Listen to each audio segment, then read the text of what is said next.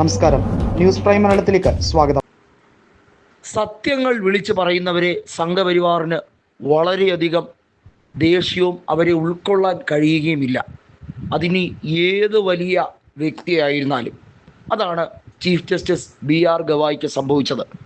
അദ്ദേഹത്തിന് നേരെ ഒരു അഭിഭാഷകൻ ഷൂയേർ നടത്താൻ ശ്രമിച്ചതുൾപ്പെടെയുള്ള കാര്യങ്ങളിൽ ഇപ്പോൾ അന്വേഷണം നടത്തുമ്പോൾ ആ അന്വേഷണം എങ്ങുമെത്താതെ പോകുന്ന രീതിയിലേക്കാണ്.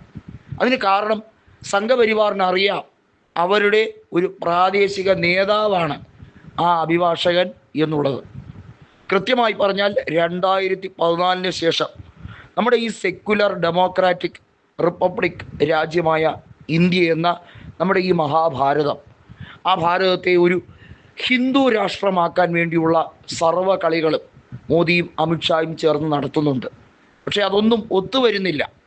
ന്യൂനപക്ഷങ്ങളെ, പ്രത്യേകിച്ചും മുസ്ലിം വിഭാഗത്തിലുള്ളവരെ ഭയപ്പെടുത്തി അവരെ എല്ലാ തരത്തിലും അടിച്ചമർത്താൻ വേണ്ടി പല സംസ്ഥാനങ്ങളിലും ശ്രമങ്ങൾ നടത്തുന്നുണ്ട്. അവരുടെ സംരക്ഷണം എല്ലാ തരത്തിലും ഒരുക്കാനും അതിനുവേണ്ടി എല്ലാ പ്രതിരോധവും ചെറുത്തുനിൽപ്പും നടത്തുന്നത് കോൺഗ്രസ് എന്ന രാഷ്ട്രീയ പ്രസ്ഥാനവും അതിൻ്റെ സഖ്യകക്ഷികളും ആണ്. അവരുടെ ഒരു കോമൺ മിനിമം പ്രോഗ്രാം എന്ന പേരിലാണ് ഇന്ത്യ മുന്നണി അറിയപ്പെടുന്നത് പോലും. ആ ഇന്ത്യ മുന്നണിയുടെ ഏറ്റവും വലിയ ആവശ്യം രാഹുൽ ഗാന്ധിയെ പ്രധാനമന്ത്രിയാക്കുക എന്നുള്ളതാണ്.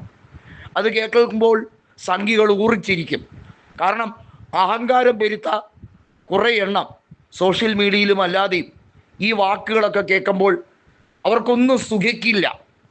രാഹുൽ ഗാന്ധി രാജ്യത്തിൻ്റെ പ്രധാനമന്ത്രിയാകണമെന്ന് ആഗ്രഹിച്ച 234ഓളം ലോക്സഭാ മണ്ഡലങ്ങൾ ഇന്ത്യയിലുണ്ട് എന്ന് ആലോചിക്കണം. ഈ 234 മണ്ഡലങ്ങളുടെയും റിസൾട്ട് രാഹുൽ ഗാന്ധിക്ക് അനുകൂലമാണ്. നേരിയ വ്യത്യാസത്തിൽ രാഹുൽ ഗാന്ധിക്ക് ആ സ്ഥാനം നഷ്ടമായി എന്ന് വേണമെങ്കിൽ പറയാം. കാരണം നരേന്ദ്രമോദി ആഗ്രഹിച്ചത് 400-ൽ കൂടുതൽ സീറ്റുകളാണെങ്കിൽ നരേന്ദ്രമോദിക്ക് കേവല ഭൂരിപക്ഷം പോലും ഈ രാജ്യത്തുള്ള വോട്ടർമാർ നൽകിയില്ല എന്നതിലാണ് പോയിന്റ്. ഇന്ത്യയിലെ ചരിത്രപരമായ നീക്കങ്ങൾ നടത്തുന്ന ചീഫ് ജസ്റ്റിസായ BR ഗവായിക്ക് വധഭീഷണിയാണ് പല കോണുകളിൽ നിന്നും ഉണ്ടാകുന്നത്. ചെരുപ്പേർ നടക്കുമ്പോൾ അല്ലെങ്കിൽ ഷൂവേർ നടക്കുമ്പോൾ അതിനെ ഗൗനിക്കാതെ കോടതി നടപടികൾ തുടരാനാണ് അദ്ദേഹം പറഞ്ഞത്.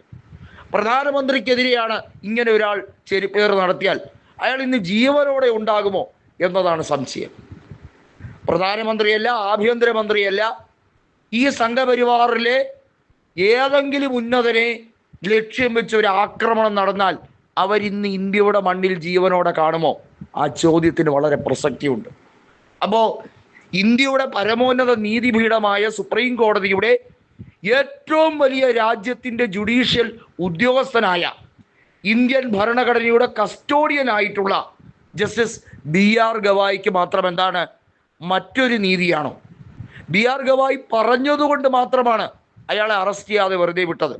അയാളുടെ സന്നദ്ധെടുത്ത് കളയണം, ഡീബാർ ചെയ്യിക്കണം, ആ വ്യക്തിയെ ജയിലിലടയ്ക്കണം. കാര്യം എന്തോ ആയിക്കോട്ടെ പോട്ടെ, ജനാധിപത്യ വ്യവസ്ഥയിൽ പ്രതിഷേധിക്കാനുള്ള എല്ലാ അവകാശവും അയാൾക്കുണ്ട്. പക്ഷേ തെമ്മാടിത്തരം, തോന്നിയാസമാണ് കാണിച്ചു കൂട്ടിയത്. സംഘപരിവാറിൻ്റെ തിണ്ടമിടുക്കിൽ തെമ്മാടിത്തരം കാണിച്ചു കൂട്ടിയ ഇയാളെ പോലുള്ളവരെ മാതൃകാപരമായിട്ടുള്ള നടപടിയാണ് എടുക്കേണ്ടത് എന്നാണ് ഇന്ത്യ മുന്നണി സംയുക്തമായി പ്രസ്താവന പറഞ്ഞിരിക്കുന്നത്.